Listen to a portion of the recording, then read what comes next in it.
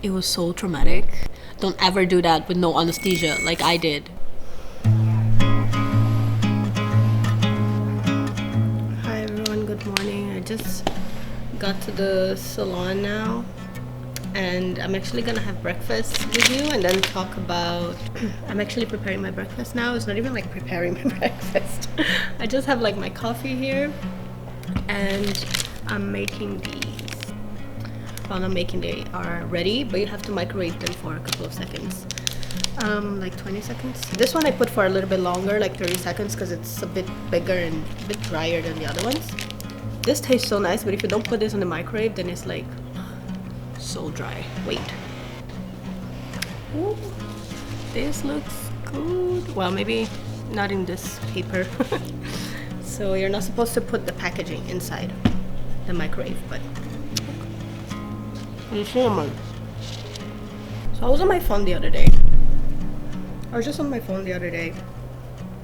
Checking skincare products. I think she's a dermatologist on YouTube, and she posted a video. I'm gonna try to find her name and put here because I started following her recently, so I don't remember right now. So she was talking about like the 4 main things they need for your skin to help with like aging and keeping it young and hydrated and like free of wrinkles, because I was actually watching some videos about botox. So I started getting my botox done 2 years ago. It's been almost a year now since my last time. I don't know if you guys can see. So I still have, so what I usually do is like I put here in the middle and then I put here and here on the side. That's it. And I put an extra one here because my right eyebrow is a little bit like lower than the left one. And especially when I smile, it's really like, it really annoys me. So I started getting Botox because I was like, oh, Botox is for you to prevent, like Botox is the right thing for you to prevent getting the wrinkles. Because later when you have the wrinkles, then you can like really get rid of them, right? And I don't want to be putting fillers on my face because of wrinkles. So I was like, oh, maybe I'll start putting doing some Botox, you know, when I'm still in my 20s. But I was 28 the first time I got my Botox. No, 27, 28. I did on 27. I do once a year. And I put so little that the first time I got it done, the doctor that I go to in Brazil, he actually gave me a discount because he said like, oh, I put so little, like I'll actually give you a discount because barely anything. But I really loved it and very natural. Like I still have like all my facial expressions. It's just like it just doesn't go as far as to get like the wrinkles, because I would get like some I think they call it motion wrinkles, something like that. So there's like motion wrinkles and static wrinkles. I'm not sure if that's a name. I think it is. So motion wrinkles is when you're like just talking and like doing like all these crazy facial expressions, right? And then you see the wrinkles there, but when you're like relaxed, they're not on your face anymore. You cannot really see them, right? And static wrinkles is when they are so deep that you can already see even when you're like with a neutral face. But I have a tiny one. I don't know, you guys are not gonna be able to see it. But depending on the light, I can see lines here already. Because my family has this very like, how do you call it? Chicken, well in Brazil we call it chicken feet. In English it's another name, I don't know. I don't remember the name. Anyway, my family have that a lot. So actually when I got my Botox done, I was more worried about like my forehead, and then the doctor was like, I would put a little bit here because he probably could see it already. Like that would be, it's like more obvious than the other one. So I was like, yeah, sure. Got it the first time, very little. Second time was like a normal dose because he didn't give me a discount, because on my second time I actually had time to go back there for like a review. So after 2 weeks is when the Botox really like starts kicking in, and then he would see, and then he just fixed like, oh, a little bit more here, a little bit more there. But the second time was like so little. He just put like 1 or 2 things, like 2 points. It was so little that he didn't even put like the numbing cream. So the first time they always put the numbing cream, right? So anyways, I was checking, watching videos about that, and some doctors saying that actually if you put too much Botox, it's also not good for your face muscles. So what does it, the Botox is gonna stop your muscle from moving. It's basically a toxin that is gonna, it's not gonna allow your muscle to move. That's why it looks relaxed the whole time. But the thing is, if you don't use a muscle, then there is the muscle atrophy, right? Because you're not using it. Face will start like sag with time, like with years, right? Because you're not using the muscle, and technically if you use the muscle, then the muscle is a little bit stronger. So it's very like, okay, like then what do I do? Like I cannot put too much Botox because I need to use the muscle. But also if I use too much of my muscle, then my wrinkles are gonna show like quicker, right? So I don't know, okay? I don't know what you do. I think I'm gonna still keep getting my Botox done. You know, I just do once a year. It's not a lot. I don't put a lot. It's only like on the top of my face here. And it's like very little once a year. So like, I guess like half of the year I'll be paralyzed. And half of the year I'll be moving those muscles. So I guess that for me sounds like a pretty good balance. After I watched all those videos, I found this other dermatologist. She knows these things, but she still gets like a lot of like Botox and some fillers on her face. And she looks so good. Anyways, I was just watching her videos and she was like, well, the most important thing, I guess, is like taking care of your skin with like products that you can use on your skin to help your skin like stay like young and firm and, you know, healthy and glowing, etc. So I think she mentioned like 4 products. She also said that people that do too much skincare routine and too many things is also not good for your face, because it can actually do the reverse, so actually damage more your skin because you're putting so many products on it, right? So I decided to do a video about lazy girl skincare because that's what I am. I don't have patience to like do a bunch of stuff. I don't like buying a bunch of products. I live in Hong Kong. It's a very small space here, so like I don't have a huge bathroom to have like drawers of face skincare routine products. So my skincare routine product is pretty lazy and it's pretty easy. If I can follow it, you can follow it. So she said number 1 thing you need is sunscreen, so FPS. Sunscreen. Number 2, I think she said moisturizer. Number 3, retinol. Number 4, hyaluronic acid. Number 5, vitamin C. Yeah, 5 things. From what I remember, it's like these 5 things. For my skin is quite oily. Oh, she also said like a face wash. So I guess like 6 things. I know this doesn't sound like it's that lazy. You're like, oh my god, like 6. I need 6 things on my face every day. Like, no, you don't. I don't do 6. My skincare is like 3 steps. Okay, I do like 3 things in my face. My skin is a bit more oily and like more acne prone. I think it's not that bad.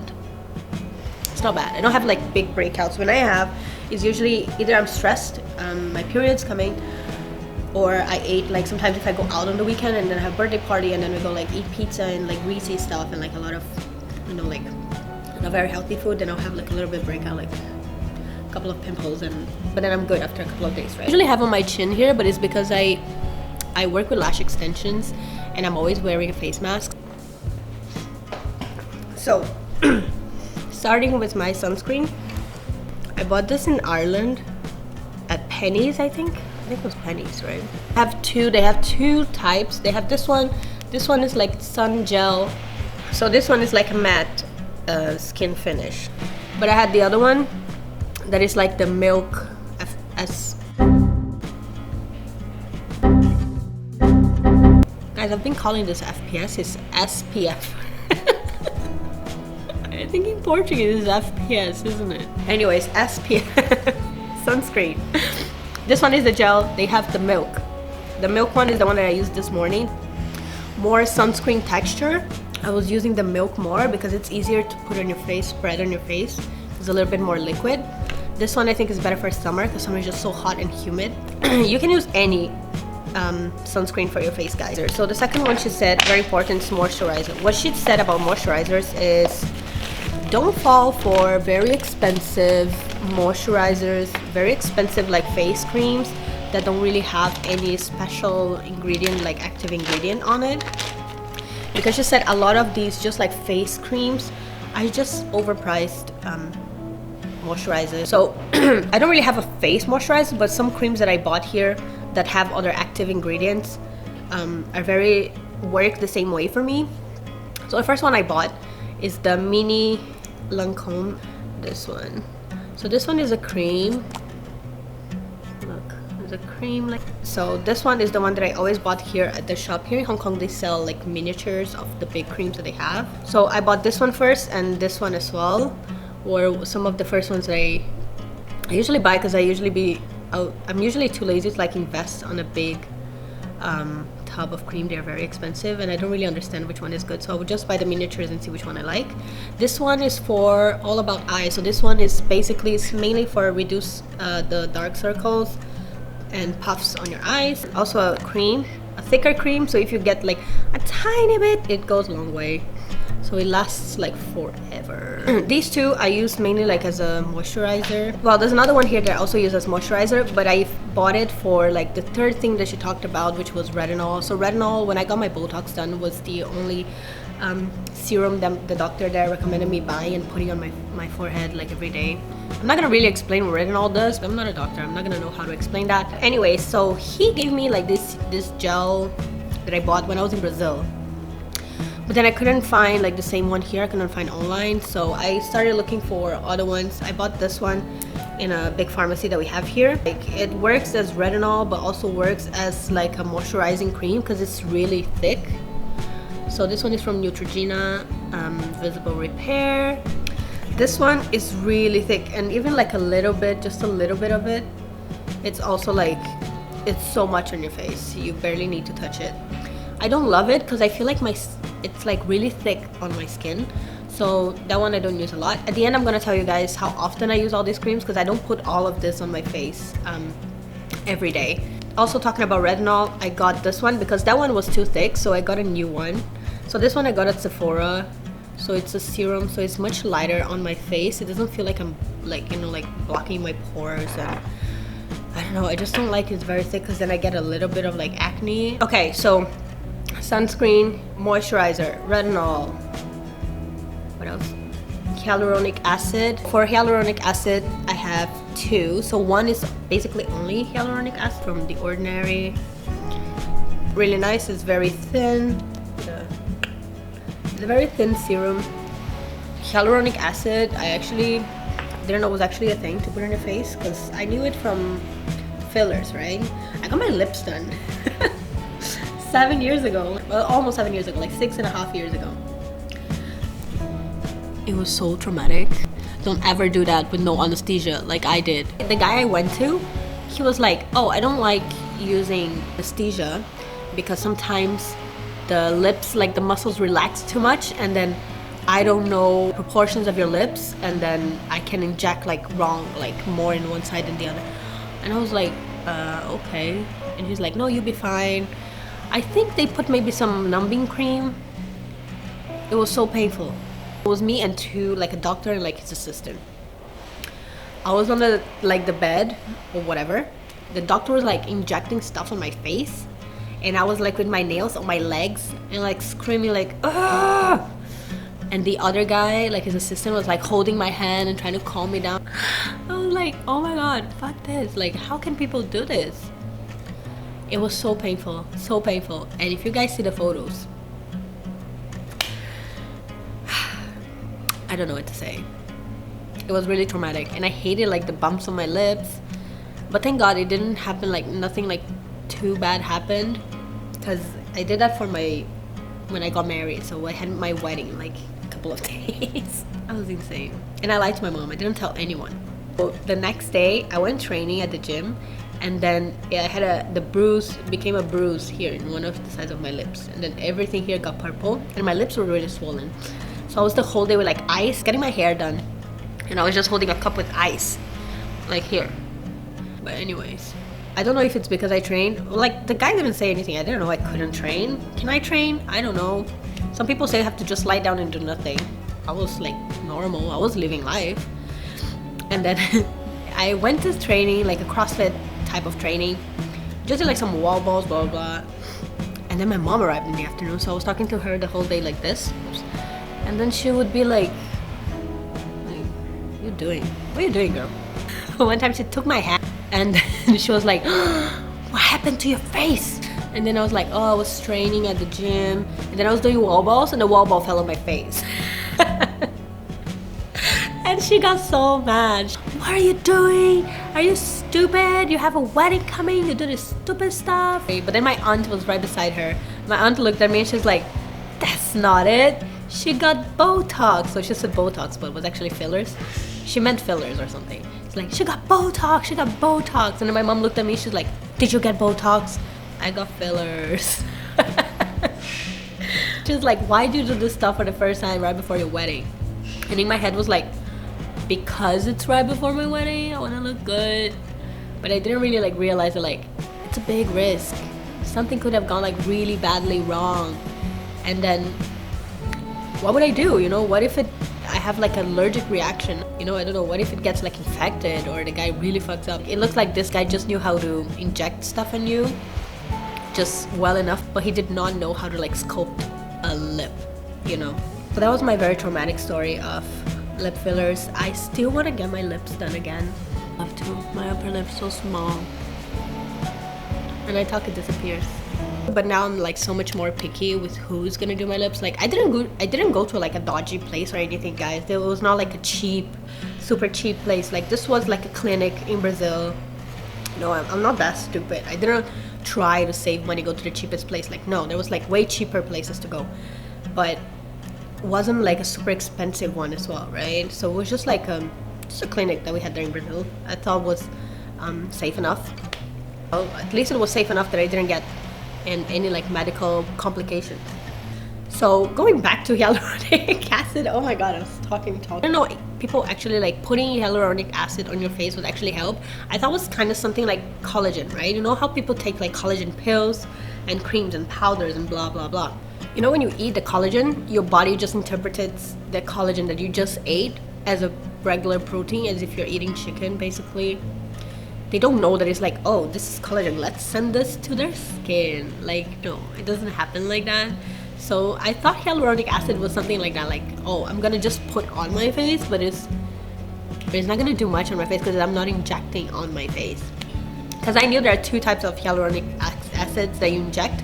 So one is like a gel, like thicker, that is the one they use as fillers, and there's another one that is thinner consistency that is more for hydration. So that's why I've seen like some lip fillers that some are like to give volume and some are to make your lip look like it's always with lip gloss. It's always moisturized. So it's like two different hyaluronic acids that they use. So, but then I found out that the hyaluronic acid that you put on your face actually helps, like it goes deeper in your skin, like your skin, it gets absorbed in deeper layers of your skin and actually really helps moisturizing and keeping the water there. And then the second one I bought is mixed with the vitamin C that the doctor also said that is good for your skin. The vitamin C, I've seen people before getting like acne and stuff, so I don't know if it's the type of product they use, like probably like the retinol that they have the cream, the serum, blah blah blah. I got a vitamin C serum. It's mixed with hyaluronic acid and vitamin E, and I'm gonna tell you, it doesn't smell. First, when I open, it's like there's gas inside, so there's always like a pop, like opening a Coke. Second of all, it doesn't smell nice. It smells like dog food to me. And you know my nose is really bad. As you guys can hear, my nose is always like really bad. It smells like dog food and it's really oily. Like it's a serum, but for me it feels like oil. So that's another one that I don't use too much. So from all these things, what I usually do is I wash my face with my face wash in the shower. That's my like first step. That's at night, okay? So when I go back home at night, I do that. I wash my face with my face wash in the shower. When I leave the shower, I'll put one or two creams, usually two. So I would get like a very thin one first. So you start from the thinner and go to the thicker ones, right? Like either the hyaluronic acid or the retinol serum first. Put them, spread all over my face, and then let it dry for a little bit. And then I'll go for a second one that is a little bit thicker. So like either one of the moisturizing creams, the eye cream, retinol cream. Yeah guys, so that was it for the video. So I basically, at night, I wash my face with my face wash and then pick two of the creams, starting with a lighter one to like a thicker one. And I alternate during the week, you know, I don't use always the same one. Unless I really feel like my face is really dry, then I'll pick one of them that like feels better on my skin to use it more. And in the morning I wash my face with just like water and then use my sunscreen. So that's it. That's my lazy girl skincare routine. Pretty easy. If I can do it, you can do it. Don't have to be super expensive products. I did have like some more expensive ones from like Sephora, but there's so many like cheaper ones just because I'm lazy. I got them like online. I was passing by it and then I found it there. But I think maybe even at Sephora, some of them they have like smaller versions, so you can buy like the mini ones. I think these ones are the regular size, but they do have like mini sizes, so you can try and see which one, if it feels good on your skin or not. You know, if your skin is drier than mine, is more oily than mine, is mixed, I don't know. It's always a good idea to go to a doctor, a dermatologist, and ask them what they think. This is what I do from what I researched and what I like, feel comfortable buying and spending and using. I don't really use makeup during the day, so it's pretty easy for me. Like I have a little bit of like blush, but you can barely see anything. And because I might have my lashes done, so I don't really do anything else on my face. Yeah, thanks for watching. I'll see you on the next video.